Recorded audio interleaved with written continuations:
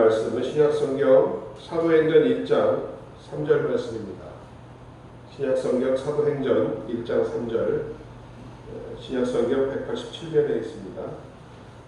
사도행전 1장 3절 말씀 찾으신 분은 우리 함께 읽도록 하겠습니다. 해 받으신 후에 또한 저희에게 확실한 많은 증거로 친히 사심을 나타내사 40일 동안 저희에게 보이시며 하나님 나라의 일을 말씀하시니라. 아멘. 네, 오늘 저는 사도행전 1장 3절을 본문으로 하나님 나라라는 제목으로 여러분과 함께 은혜를 나누겠습니다. 한 장로님이 차를 타고 이렇게 가시는데 앞에 그 커다란 오토바이를 큰 소리를 내면서 몰고 가는 젊은이가 있더랍니다. 이렇게 옆에 이제 정차를 해서 이렇게 오토바이를 보니까 영어로 무슨 스티커가 이렇게 기름통에 붙어 있는데 우리말로 해석을 해보니 이런 뜻이더랍니다. 죄의식 따위는 뭉개버려라. 무엇 때문에 죄의식 가지고 사느냐 이거죠. 내가 하는 것은 다 옳고 무서울 게 뭐 있냐 이겁니다. 자, 우리가 뉴스를 보거나 세상 돌아가는 모습을 보면 점점 이런 죄의식들이 사라지고 있는 것 같습니다. 오히려 이런 죄의식을 가지고 바른 양심으로 사는 사람들이 약간 모자란 사람처럼 취급되는 그런 세상이 아닌가 싶어집니다. 왜 그렇게 되었을까요? 주님 오실 때가 가까워서 그럴까요? 가장 근본적인 것은 하나님을 두려워하는 마음이 없어졌기 때문입니다. 정말 하나님이 살아계시고 지금도 우리를 보고 계신다는 마음이 있으면 죄의식이 생길 텐데 그 하나님이 없다라고 생각하니까 죄의식이 없어지는 것입니다. 자, 벨트앙스트라는 분이 이런 말을 했습니다. 사람들의 마음에서 하나님을 두려워하는 것이 죽어버렸다. 그러나 그 자리를 새로운 두려움이 차지했는데 그것 때문에 모든 것을 두려워하고 있다. 하나님을 두려워하는 것을 잊어버리자 그 외의 모든 것으로부터 두려워, 공포에 떨고 있다는 것입니다. 신앙을 가지고 교회를 다니시는 분들 중에 10명 중 8명은 일주일 내내 마음이 완전히 세상에 가 있다라는 통계가 있습니다. 성경은 마음을 다하고 목숨을 다하고 힘을 다하고 뜻을 다하여 주 하나님을 사랑하라고 말하고 있지만 전혀 그렇게 살고 있지 않다라고 합니다. 오히려 세상에 온 마음과 뜻과 목숨까지 쏟아가며 살아가고 있다라는 것입니다.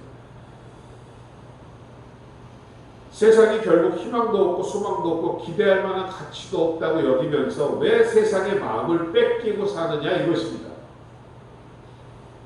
이미 돌아가신 분이 되었지만 미국 명문대학인 예일대학의 교수였던 한 유명한 교회사 학자의 보고가 있습니다. 그분의 보고에 따르면 기독교 2000년사를 연구하면서 발견한 것이 있습니다. 그것이 무엇이고 하니 기독교 역사를 살펴보니 교회가 부흥하고 성도들이 영적으로 건강해서 세상에 선한 영향을 미치는 그런 시대도 있었지만 반대로 교회가 형편없이 힘을 잃어버린 때도 있었다고 합니다. 교회가 이렇게 힘을 잃어버리고 부패하고 어떤 면에서는 교회가 있으나 마나 했던 그 시대를 연구해보고 한 가지 공통점을 찾아냈는데 그것이 무엇이냐면 교회 스스로가 자신의 모습을 세상에 적응시키려다 시간과 공간을 초월하는 교회의 본래의 정체성을 잃어버렸다는 것입니다. 스스로를 시대와 사회와 분위기와 세상에 적응시키려 하자 교회도 함께 없어져 버렸다는 것입니다. 여러분, 교회는 교회로서 살아남아야 합니다. 교회는 교회로서의 정체성이 있는 것입니다. 세상과는 도무지 비교가 되지 않는 교회의 독특하고 특수한 목적이 있다는 말씀입니다. 이것을 우리는 포기해서는 안 될 줄로 믿습니다. 그것을 포기하면 교회가 아닙니다. 교회가 힘을 잃어버리기 시작하면 사람들 마음속에는 두려움이 없어집니다. 세상으로 기울게 되어 있습니다. 어떻게 하면 요즘 세상과 참 좋아야 살아갈 수 있을까? 신앙생활 할까? 이렇게 세상이 변하는데 교회도 거기에 맞춰 변해야지. 세상과 보조에 맞춰 세상이 원하는 데서 옷을 갈아입고 세상 사람들과 함께 손을 잡고 살아야지. 이런 식으로 생각하다 보면 결국 교회는 세상에게 지고 마는 것입니다. 그러나 여러분, 이 세상의 유행이나 가치관이 오래 갑니까? 50년 아니 100년도 못 갑니다. 자꾸 변하고 자꾸 없어지고 또 나타나는 것이 세상의 가치관입니다. 그러니 교회가 세상에 자기의 모습을 맞추려고 하는 한 세상의 가치관들이 사라짐과 동시에 교회도 사라지는 것이고 하나님을 두려워하는 백성들도 사라진다라는 말씀입니다. 그런 의미에서 우리가 읽은 오늘 사도행전 1장의 말씀은 우리가 앞으로 진정 마음을 두고 살아야 할 말씀인 줄로 믿습니다. 그것이 무엇이냐? 바로 하나님 나라입니다. 십자가에 죽으시고 죄와 사망의 권세를 다 정복하시고 부활하신 영광의 주님께서 승천하시기 전 40일 동안 오늘 제자들을 만나고 대화를 나누셨습니다. 그 부분이 오늘 본문 우리가 함께 읽은 내용입니다. 그때 나누었던 대화의 주제가 무엇입니까? 바로 하나님 나라의 일에 대한 말씀이셨습니다. 오늘 본문이었죠. 십자가에서 해를 받으신 후에 또한 저에게 확실한 많은 증거로 친히 사심을 나타내시고 40일 동안 저에게 보이시며 하나님 나라의 일을 말씀하시느니라. 예수 그리스도는 사역을 시작하시면서부터 그 죽음까지 모든 관심이 세상 나라가 아니었습니다. 하나님 나라였습니다. 하나님 나라만이 예수 그리스도의 관심사였고 주님의 대화의 교육의 주제였던 것입니다. 1장 1절부터 11절의 내용을 보면 그 하나님 나라의 시작과 과정과 결말이 정리되어 있습니다. 데오빌러여 내가 먼저 쓴 글에 무릇 예수의 행하심을 가르치시기를 시작하심부터 기록하였노라. 하나님 나라는 예수님이 이 세상에 오셔서 회개하라 하나님 천국이 가까웠느니라 하며 가르치기 시작할 때부터 이미 시작되었다라고 말하고 있습니다. 그러면 이 하나님 나라는 어떻게 전개되어 갑니까? 오늘 8절입니다. 오직 성령이 너희에게 임하시면 너희가 권능을 받고 예루살렘과 온 유대와 사마리아와 땅 끝까지 이르러 내 증인이 되리라고 말씀하고 계십니다.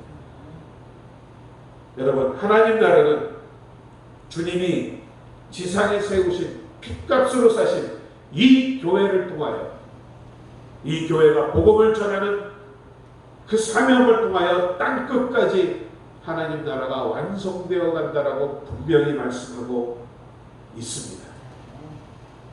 그러므로 하나님께서 이 땅에 교회를 세우신 목적은 이와 같이 하나님 나라를 건설하고 그것을 완성하기 위해 세우셨다라는 말입니다. 이것이 교회의 정체성이고 교회가 이 땅에 존재하는 목적입니다. 그리고 그 나라는 언제 완성됩니까? 오늘 11절에 보니 예수님이 하늘로 승천하는 광경을 넋을 잃고 쳐다보는 제자들을 향하여 두 천사가 이렇게 말을 합니다. 갈릴리 사람들아 어찌하여 서서 하늘을 쳐다보느냐? 너희 가운데 하늘로 올리우신 이 예수는 하늘로 가심을 본 그대로 이 땅에 오십니다. 예수님이 지금 승천하신 모습과 동일한 모습으로 이 땅에 오시는 날 하나님 나라가 완성되고 영원히 지속될 것이라고 말하고 있습니다. 여러분, 성경 창세기부터 요한계시록까지 전체를 다 둘러보면 그 주제는 예수 그리스도입니다. 그리고 그 예수 그리스도가 다스리는 하나님 나라가 이 성경 전체의 주제라는 말입니다. 그 외에는 없습니다. 성경에는 세상 나라에 대한 관심 없습니다. 세상에 대한 청사진 계획 없습니다. 세상에 대한 목표 없습니다. 성경의 유일한 관심, 예수 그리스도의 유일한 관심은 오직 하나님 나라뿐이라는 것입니다. 다만 세상 나라가 존재할 가치가 있다면 오직 이 한 가지 이유 때문입니다. 그 이유는 이 하나님 나라가 이 세상, 지금 우리가 땅을 디비고 있는 이 세상에서부터 시작되기 때문입니다. 하나님의 나라에 앞으로 들어갈 백성들이 온통 이 땅에 발붙이고 살고 있기 때문인 것입니다. 그래서 모든 영혼들이 다 예수 믿고 하나님 나라로 들어올 때까지는 이 땅의 나라가 존재해야 한다는 것입니다. 그렇기 때문에 사도행전을 쭉 읽다 보면 그 사도행전 가운데 등장하는 많은 인물들이 예수 믿고 구원받아 하나님을 찬송하는 거룩한 백성들입니다. 예루살렘에 처음에 한 120명의 그런 사람들이 탄생하지 않았습니다. 이 120명을 통해 나중에 3,000명, 5,000명, 10,000명이 다 하나님의 백성이 되었던 것입니다. 그들의 관심은 온통 하나님 나라에 있었습니다. 그들의 인생의 목표 또한 하나님 나라였습니다. 이와 같이 사도행전에 나오는 모든 사람들의 관심과 마음은 온통 하나님 나라에 가 있었습니다. 세상 나라에 가 있지 않았습니다. 우리처럼 눈만 뜨면 아이고 내 건강이 어떨까 벌벌 떨고 어떻게 하면 돈을 좀 더 많이 벌어 떡떡거리고 편안하게 살까 생각하는 사람이 없었습니다. 내 자식, 내 딸, 내 아들 저놈들 어떻게든지 잘 돼야 할 텐데 라며 밤낮으로 아들, 딸만 생각하는 사람이 없었습니다. 오직 그 나라와 그의 의를 구하는 데 온통 그 마음이 가 있었던 것입니다. 그렇게 살다 보니 세상 사람들로부터 핍박을 받았습니다. 어떨 때 실제로 생명을 빼앗기기까지 했습니다. 우리 스테반 집사를 보십시오. 끌려가 돌멩이로 맞아 죽는 순간까지도 하늘문이 열리고 예수 그리스도의 두 발 벌린 환한 모습을 바라보며 죽어갔습니다. 핍박이 일어나 집을 뺏기고 생업도 잃어버리고 온 가족이 사방으로 터져버리고 그래도 좋다는 것입니다. 하나님 나라를 위해 세상을 살았던 사람이기 때문에 세상 나라를 위해 하나님을 이용하지 않았기 때문에 그래도 좋다고 했습니다. 여러분 이 시간 사도행전에 등장하는 이 수많은 제자들의 삶을 보고 어떤 생각이 드십니까? 과연 여러분은 지금 이 순간 세상 나라를 위하여 살고 계십니까? 아니면 하나님 나라를 소망하며 살고 계십니까? 하나님은 이와 같이 교회를 통하여 하나님 나라를 완성하기 위하여 우리의 교회와 저와 여러분에게 세 가지 중요한 것을 주셨습니다. 그 첫 번째가 하나님 나라를 위하여 일하라고 주신 첫 번째 바로 예수 그리스도의 이름을 우리에게 주셨습니다. 예수 그리스도의 이름, 이 이름이 얼마나 영광스러운 이름인지 아실 줄 믿습니다. 성령이 우리에게 임하시고 우리가 예루살렘으로부터 시작해서 땅끝까지 이르러 누구의 증인이 된다고 하였습니까? 내 증인이 된다고 하였습니다. 바로 하나님 나라의 왕이신 예수 그리스도의 증인이 된다라고 오늘 말씀하고 있습니다. 에베소서 1장 21절을 보면 모든 정사와 권세와 능력과 주관하는 자와 이 세상뿐 아니라 오는 세상에 일컫는 모든 이름 위에 뛰어난 그 이름을 가지신 분이 예수 그리스도라고 말씀하고 있습니다. 결국 예수 그리스도는 온 만물을 충만하게 하실 것이며 오직 그 이름만이 영광을 받으실 줄로 믿습니다. 이 놀라운 이름을 여러분에게 주셨다라는 말입니다. 이 이름이 얼마나 영광스럽고 권세가 있었는지 우리가 성경을 보면 여러 군데 기록되어 있습니다. 베드로 사도는 이 이름을 가지고 30분 설교했습니다. 그러자 예수를 십자가 앞에 못 박으라고 소리치던 폭도들이 가슴을 두드리며 회개하고 돌아왔다고 합니다. 예수의 이름으로 죄사함을 얻게 하는 회개가 예루살렘으로부터 시작하여 모든 족속에게 전파되느니 기록되었을 때 너희가 이 모든 일의 증인이라 하신 말씀처럼 베드로가 예수 이름으로 증거하자 그 말씀 앞에 양심의 가책을 느낀 수많은 사람들이 형제여 우리가 어떻게 할꼬 하며 가슴을 치고 회개함으로 하나님의 백성이 되었다라고 말하고 있습니다. 여러분 우리도 전도해보지만 참 얼마나 전도가 어렵고 힘듭니까? 여러 가지의 반응들이 있죠. 눈을 이렇게 똑바로 우리를 쳐다보면서 어디 한번 떠들어봐 하고 쳐다보는 사람도 있는가 하면 이 말하면 그 말꼬리 잡고 저 말하면 이 말꼬리 잡고 세상에서 자기보다 더 똑똑한 사람 없는 것처럼 겁을 피우는 사람도 있습니다. 어떻게 우리가 그런 사람들을 우리 힘으로 예수를 믿게 합니까? 더욱이 예수님을 십자가에 못 박으라고 소리 지르던 교회와 그리스도를 핍박하는 폭도들을 무슨 죄로 예수 그리스도 앞에 무릎 꿇게 만든단 말입니까? 그러나 여러분 단 한 가지, 예수 그리스도의 이름의 권세가 이 모든 것을 불가능을 가능으로 만들어 놓은 줄로 믿습니다. 베드로가 능력이 있어서 그렇습니까? 아닙니다. 그 예수 그리스도의 이름에 의지했기 때문에 전부가 다 거꾸러지고 눈물이 터지고 회개하고 하나님 앞에 무릎 꿇는 역사가 나타나는 줄로 믿습니다. 또한 베드로가 예수 그리스도의 이름으로 담대하게 명령하자 나면서부터 안진병이 된 사람이 일어나 걷고 뛰게 되었습니다. 이것을 보고 사람들이 신기해가지고 베드로 주변에 몰려들자 베드로는 이렇게 말합니다. 너희와 모든 이스라엘 백성들을 알라. 너희가 십자가에 못 박고 하나님이 죽은 자 가운데 살리신 나사렛 예수 그리스도의 이름으로 이 사람이 건강하게 되어 너희 앞에 서들이라고 분명히 증거하고 있습니다. 여러분 예수 그리스도의 이름은 이만큼 권세와 능력이 있는 이름인 줄로 믿습니다.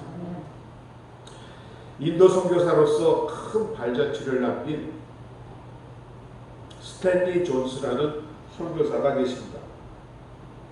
평생을 돌보의 땅 인도에서 복음을 전하면서 생을 바치신 분입니다. 그분이 89세에 뇌일혈을 일으켜서 반신불수가 되었답니다.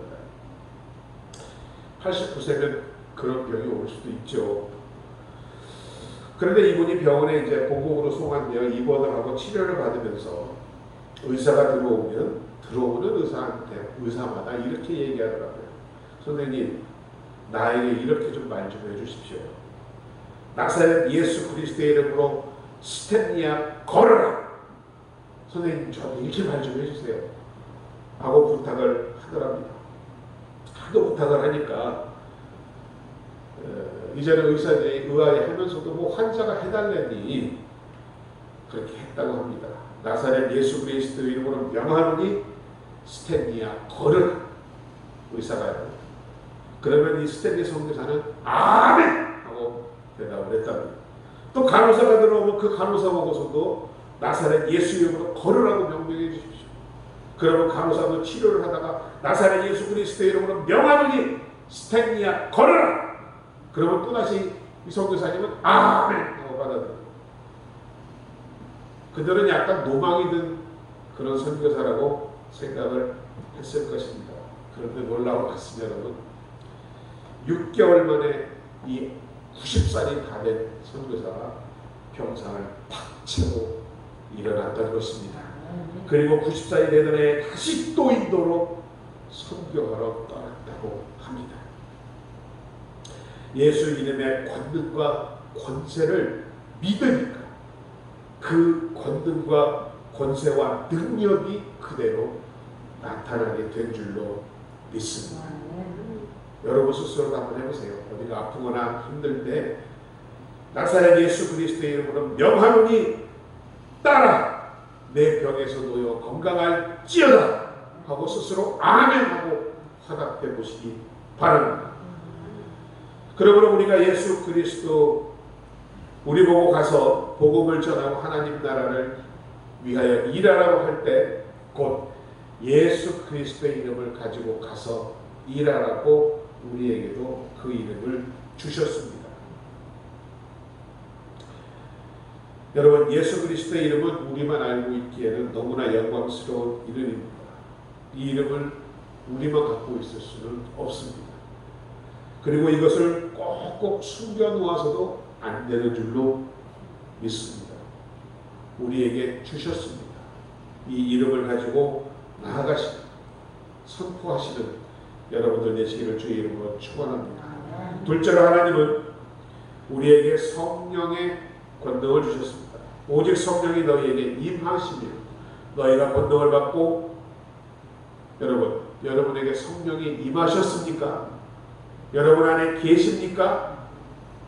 저와 여러분 안에 분명히 계십니다. 그러하게 여러분은 이 자리에 계시는 줄로 믿습니다. 그렇다면 나는 능력도 못 받고 은사도 없어서 전도 못해요. 다른 사람 앞에 얼굴이 빨개지고 가슴이 두근두근하고 말 못해요. 이것 변명입니다. 그렇다면 왜 성령이 일단 우리 안에 계심을 알고도 그 능력이 안 나타납니까?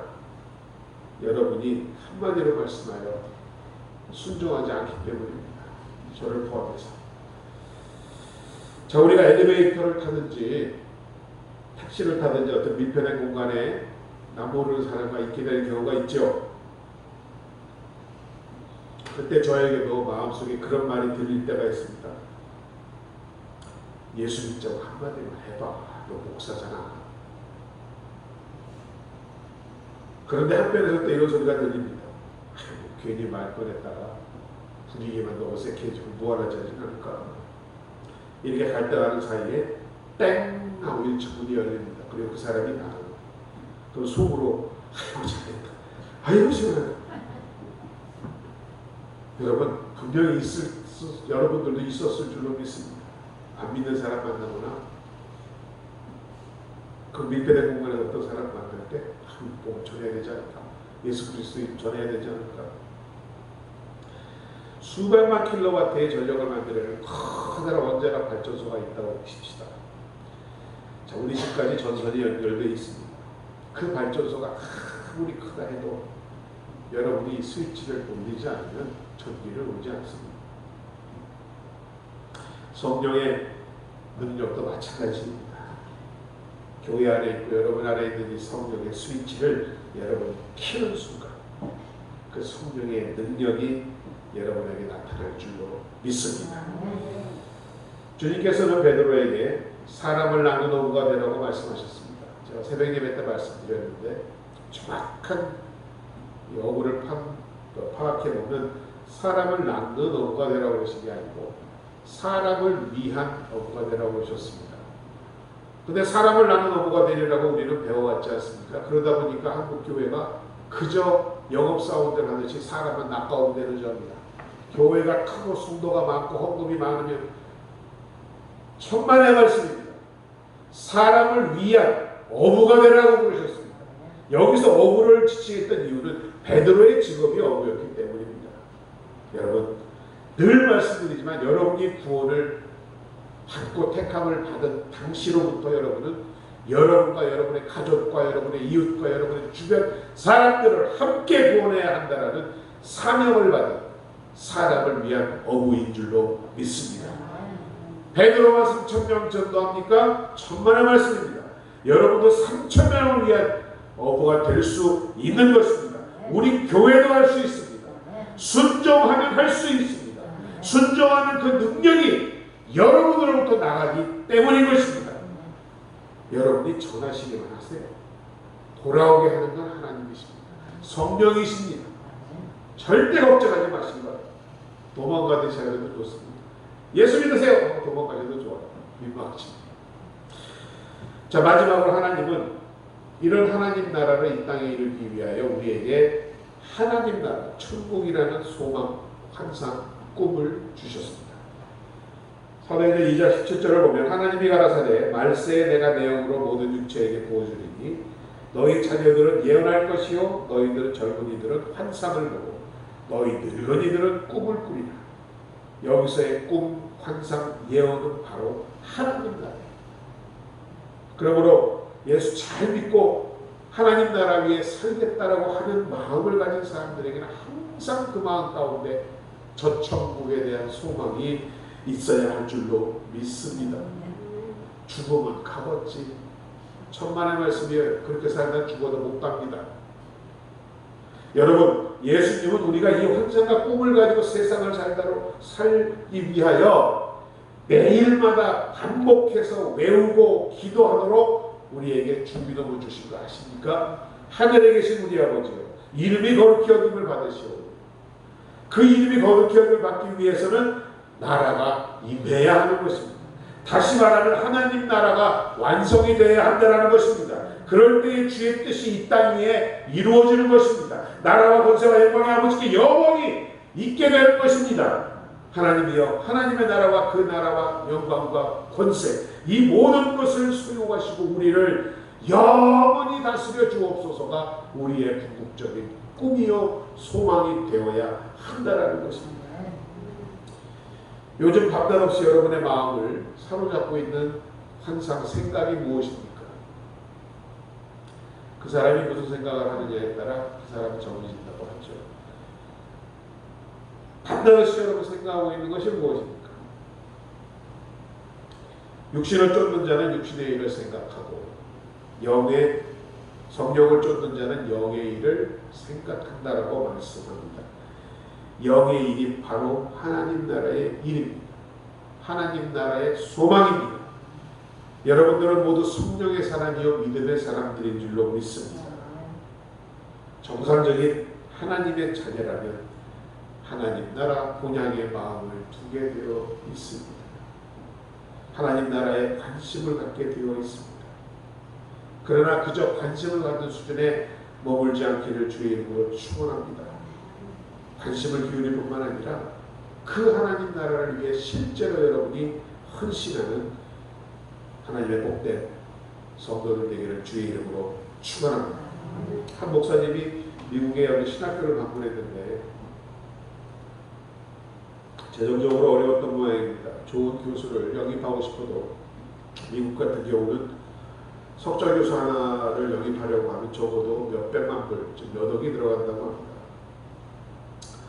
목사님 보세요. 한국 학생들만도 1000명이 넘는데 학교 위해서 이 돈을 좀 만들어 주십시오 라고 이야기하더라고요. 그래서 이 목사님은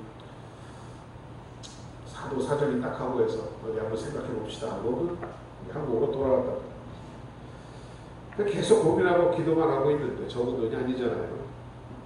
하루는 그 성도 중에 그 중소기업 하는 사장님 집사님이 떠오르더랍니다. 그래서 전화를 해서 집사님 오늘 저 점심이나 같이 합시다. 식사를 하면서 그 집사님 눈치를 살살 살피면서 요즘 사업이 어떠세요? 그래야 집사님이 목사님도 아시다시피 형편이 별로 좋지 않지 않습니까? 그래서 우리 회사도 규모를 많이 줄였습니다. 아이고 목사님 생각에 돈 얘기하기 타냐네. 근데 집사님 참 저에게 이런 사정이 있습니다. 죄송한 말씀이지만 신학교가 있어서 이러이러한데 한 1000여 되는 한국 진학생들을 위해 교수를 초빙하기 위해 돈이 필요하다고 합니다. 그러자 그 사업에 어렵다고 하는 그 집사님이 이 사정을 듣더니 주님이 쓰시겠다면 드려야죠.